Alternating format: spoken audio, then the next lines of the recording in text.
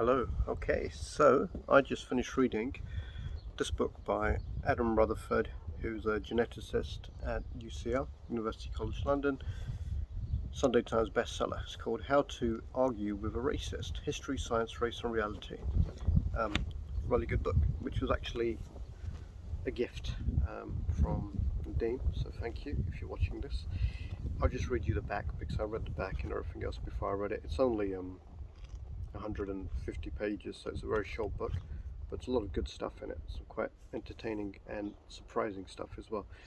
History, Science, Race and Reality, an essential book on a critical issue by David Olusoga. The book's not by David Olusoga, the quote is, obviously. The book's by Adam Rutherford. A fascinating debunking of racial pseudoscience by The Guardian. The Ultimate Anti-Racism Guide by Caroline Criado Perez. Just read you the back as well. Racist pseudoscience may be on the rise, but science is no ally to racists. In fact, science and history can be powerful allies against bigotry, granting us the clearest view of how people actually are rather than how we judge them. In How to Argue with a Racist, geneticist and broadcaster Dr. Adam Rutherford dismantles outdated notions of race by illuminating what modern genetics can and can't tell us about modern difference. It is a vital manifesto for a 21st century understanding of human evolution and variation, and a timely weapon against the misuse of science to justify racism, or pseudoscience to justify stupidity. I'm trying to remember who it was now. I saw a clip of some American scientist going on a English channel. Sorry, not American scientist, my goodness. American pundit. So one of these guys with idiotic views who in the face of, political popularity has become really wealthy and respected because he's got something to say that agrees with the populist views. Trying to remember his name, I can't at the moment. But anyway, somebody was asking him about something to do with abortion, because there's all this banning of abortion laws in America, and his response was, because science. What an absolute dick. Anyway, so getting back to the book, really interesting book, and the titles of the chapters are really good as well. Skin in the Game, Your Ancestors and My Ancestors, Black Power, White Matter, Conclusion and Recapitulations. So, skin in the game, racism obviously usually based on skin colour, sometimes based on skin colour and religion, like certain ethnocentric or religiocentric, monocentric I guess would be the, no, not mono, anyway, where everybody wants people to be one colour and one religion, and even if you're the same religion but you're the wrong colour, you can get out, sort of thing. So some really interesting stories in this, really interesting findings. The main thing is, as a geneticist who really understands genetics, and one thing that seems to be happening in genetics is the realization that there aren't genes that predict certain behaviors. What you have is lots and lots and lots of genes that interact in a certain way to produce a certain outcome. And so a really good line he has in here is this, like, the genes are just pixels on a giant screen, and the overall effect is a lot of genes, and they interact in many, many complex ways. So some things in here that surprised me, some I've heard before actually, when he was talking about just how prevalent racism is now and how it's worked its way into politics. Of course, you had dickheads like Trump coming up with Kung Fu flu and China virus, which led to a rise in attacks on Asians in America and all over the world, New Zealand as well. And of course, your morons like Suella Braverman and Priti Patel, pulling up the old tropes about grooming gangs and everything, and Muslims this and Muslims that, and Pakistan is this. It used to be. This is based on the last book I read, The Fate of Abraham, about 200 years ago. Once again, there was a racist British government, and they hated the Hindus and loved the Muslims, and now it kind of seems to have turned tables, but it's still racism. So anyway, getting back to the book. Examples of racism in here that I'd heard before, one or two of them, but still surprised me. There was the Conservative politician campaigning in the 1980s door to door with a leaflet that read, what was it? If you want a nigger for a neighbour, vote Labour. There will be racist terms in this review because it's about a book where they're mentioned. And then there was, go to good old football. So, what was it, in the 80s and the 90s actually, people shouting at their own players, British football fans, shoot that nigger. or throwing banana skins at players now, which still happens all the time. And that actually feeds into something later on about Black Power. Is the I love the way he's turned these around. White Power, Black Power is the chapter which goes on about certain stereotypes about people based on their color. So it seems to make sense, right? If you look at the 100 meters race, there's only been 4 non-white people in the 100 meters races in the Olympics, men's races, since 1980. None of them have won. And so there's all these ideas bandied around about, oh, it's because, people from a certain culture, because they were enslaved, the strong survived, and this and that, and they've got genes for it, and this and that. It seems like a viable argument, um, you know. But then, if you actually look at slavery, slavery is meant to have killed all the weak people, so it's left all these West Africans. It was mainly West Africans who were kidnapped, stolen from Africa by America for slavery. So it kind of fits with this very narrow historical idea that, all the weak ones died. But, intensive manual labor in slavery didn't last that long. It quickly gave way to cotton picking, which was more skilled and you didn't really need power for, or physical power. So that kind of poo-poos that argument. And then also, if it's genetics that make these people good, let's say genetics that make West Africans, for example, and Caribbeans in some cases. Usain Bolt's a good example, fastest man ever, right? Really good at this. Well, how comes there aren't any black swimming finalists? Because you need strength, you need that same kind of explosive power that you have in running, you need the same kind of thing as being a sprinter. So that's one thing where the argument falls down. But it's a pervasive argument that a lot of people seem to believe, and even sports people and lots of geneticists. Interesting point he points out here was genetics was born in a very racist time by scientists who are all racist. Francis Galton, for example. And then as it was coming out, you had countries like Britain and America and Sweden taking up eugenics policies. As recently as the 1970s, in America, land of the free, my ass, yeah, land of the free if you're white and rich,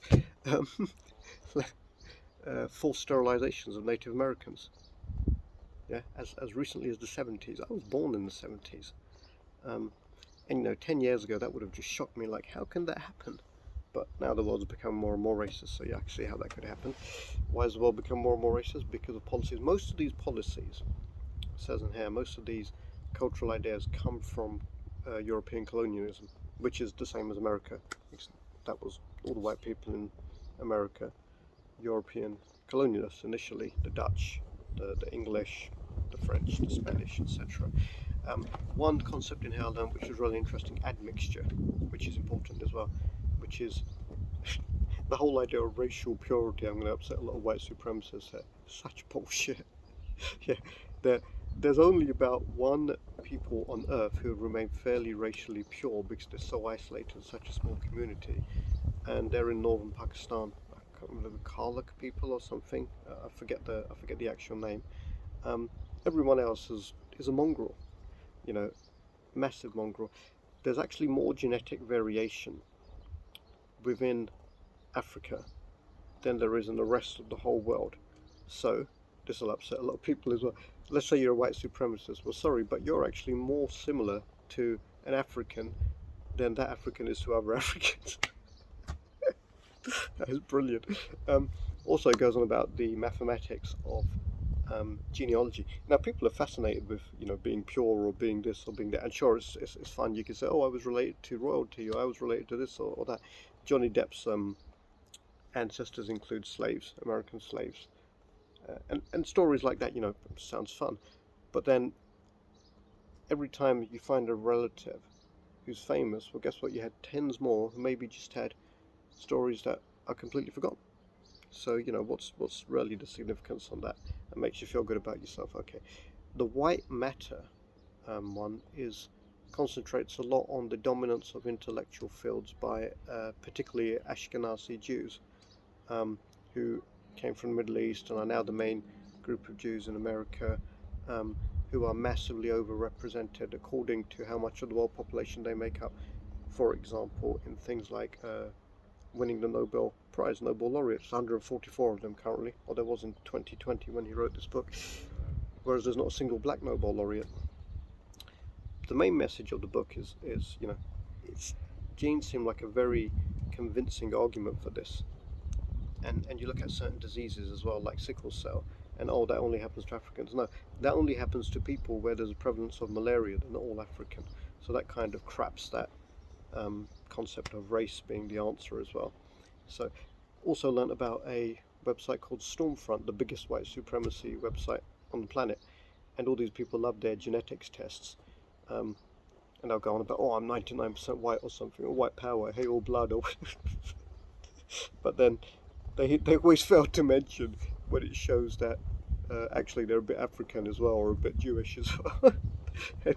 There's actually been a study done on that. Now, getting back to the idea of Ashkenazi Jews, there was a study by Cochrane, which has been cited by people including Jordan Peterson as, there's genetic reasons for why Jewish people achieve so highly in these areas. But if you look at the actual study, it's a bit of a shambles. So Rutherford does look at the study properly. It's a really interesting book. His whole thing is actually, as we get better, well, not his whole thing, but one of the main points in it, as we get better, or as scientists get better at understanding genetics, and genetic codes are only as valuable or as accurate as the number of them you have, because everything's done kind of comparatively, if that makes sense. I hope it does. I mean, ultimately there could be, he said, as we get more and more pixels, as we get more and more understanding, there could be 7 billion different races, as many different races as there are people. Traditionally, it's been split into 4 or 5. So, Caucasians, Asians, what were called Mongols, and 4 to 7. But really interesting book. I'm kind of reviewing it straight after I read it. I'll probably read it again at some point. He's written another one as well called A Brief History of Everyone Who Ever Lived. That could be interesting. Here's another really interesting point from that.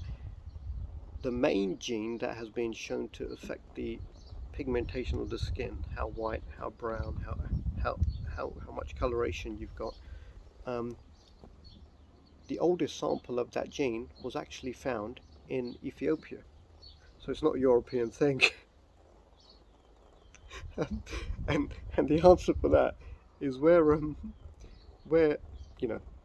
pretty much all the evidence we have points to current human species starting in, not actually in Morocco is where the oldest DNA samples have been found that have been Homo sapien. And they didn't just leave and then never come back. A lot of them came back. So it may have been the case that the white skin gene started in Africa. They went out and then they came back and whatever. Because remember the whole controversy around Cheddar Man in 2010, where the oldest human remains in England were found, and according to DNA, they had brown skin and black hair. Oh no! Oh, you poor supremacists. But really interesting book. So I'd recommend it. Yeah, would I give it a 10 out of 10? I'd probably give it a 9 out of 10. I mean, there were 1 or 2 points he made in here which I thought, no, that's wrong. But they weren't about genetics. That's his area of expertise. One of the points he made in here was about the rampant anti-Semitism in Labour. It's kind of all been shown to be a hoax to get rid of Corbyn. And actually, there's plenty of anti-Semites who have been kept in Labour, but the avowed non-racists, like Diane Abbott, who says something clumsy, gets called an anti-Semite, but the white ones who say things like, oh, there'll be a rush on shekels and everything, and make openly anti-Semitic comments, they get kept in the party. So what's going on there? I don't know. Really good book. Read it. 9 out of 10. By Adam Rutherford. How to Argue with a Racist. Hope you enjoyed that.